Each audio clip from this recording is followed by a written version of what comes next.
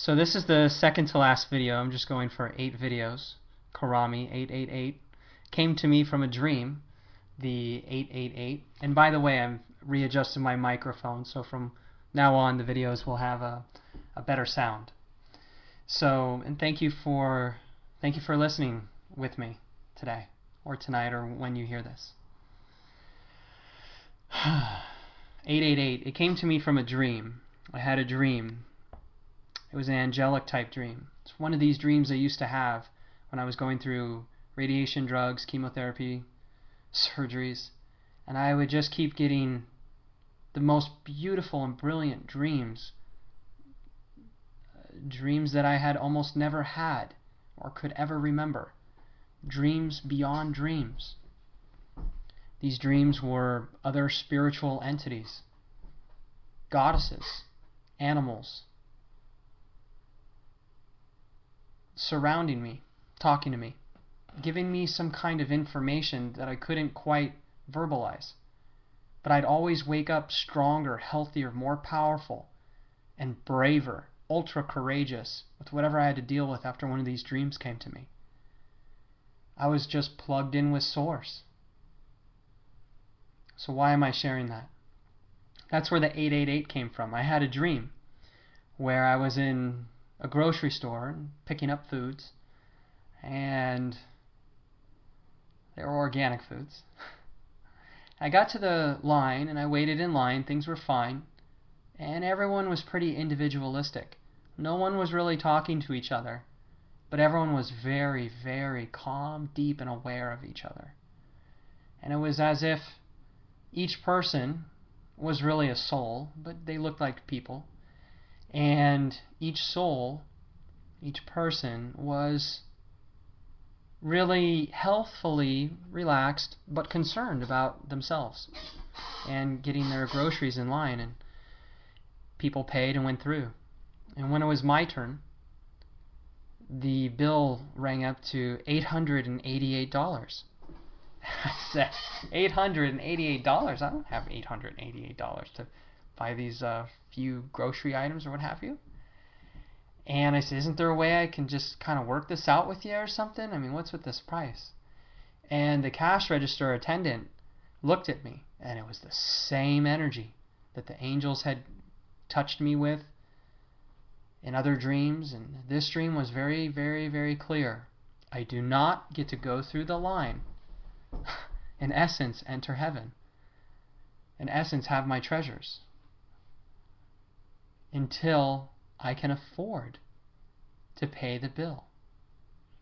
So I woke up. I was pleasantly disturbed by the dream. And a friend of mine, she interpreted the dream, went onto the internet and researched 888. And we came across that it was a Jesus Christ bearing number, and something to do with a heavenly mission. Now, I wasn't into like researching angel things before. I mean, I had a lot of experiences, but I didn't research them, and she just did it. And 20 minutes after saying so, I've got a printout in my hands that it's talking about Jesus in 888, and it really blew me away. And since then, I've had the journey and struggle to help other people. But at the deep core sense, we only help ourselves. No one needs our help. And it's a wild idea that each soul is self-responsible. And if a soul decides not to be self-responsible, then they truly are a follower.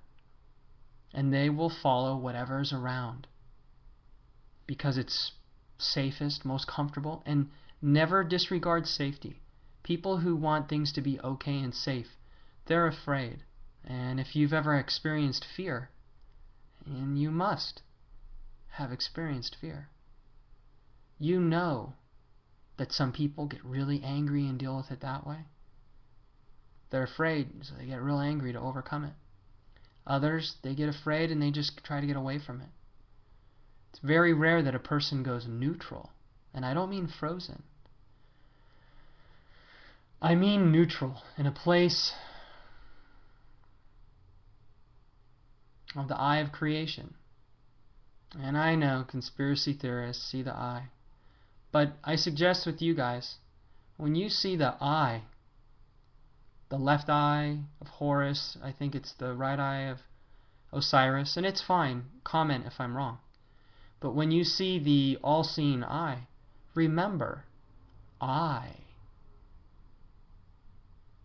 create by what I notice.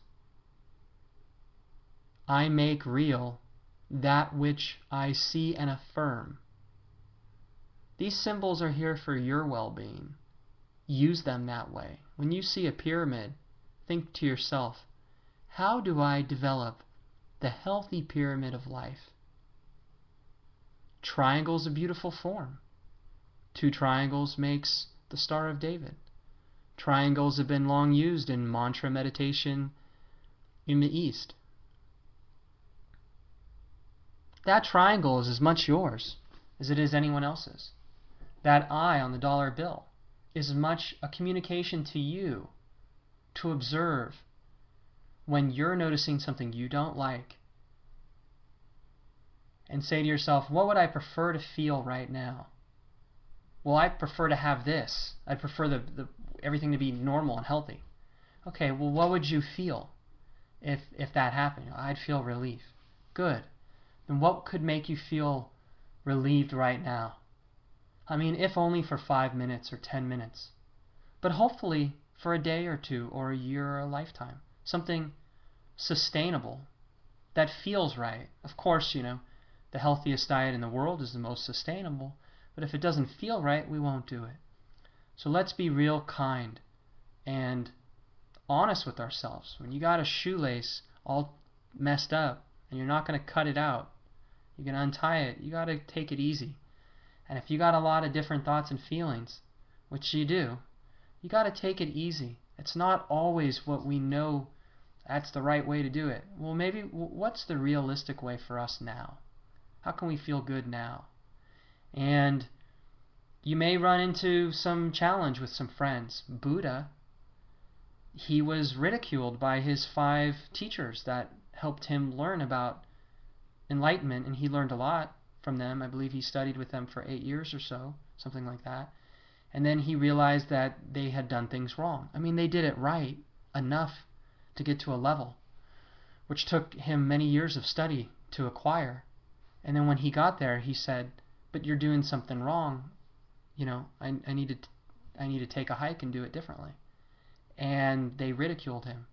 So when he became enlightened, meaning that he achieved the goal he set out to achieve, of always feeling good, then he decided to go back to his friends because they were good people. They might have been upset or angry at him, but they were good people. They weren't violent people, evil people. They were good people. And so he could go back to them, share with them the correct enlightenment techniques, which he developed based on standing on their shoulders, the hard work that they did. He was able to grow from that, improve it, make it flawless, and bring it back to them, and then they enlightened. So doing good for ourselves is the most important thing. And you may run into a little, conflict with your friends when you start to talk about, I want to focus on peace, I want to focus on love, I want to focus on prosperity. And I suggest you keep it quiet. Fill yourself with the essence of love, peace, happiness, prosperity. Let it become your thought. There's a movie called Faith Like Potatoes, and it's a Christian movie. And you might like that, but you're definitely going to notice something about saying success will happen because God told me or because I say it so, and then it happens. It's a good movie that can really help encourage you in certain ways. That's a really nice movie. And Doctor Strange, if you like sci-fi, that's a good movie too. In this last video, video number 8, I'm going to go over with some recommended viewing that will assist you in exploring more of the beauty that's within all of us. Until then, I'll see you in a moment or two.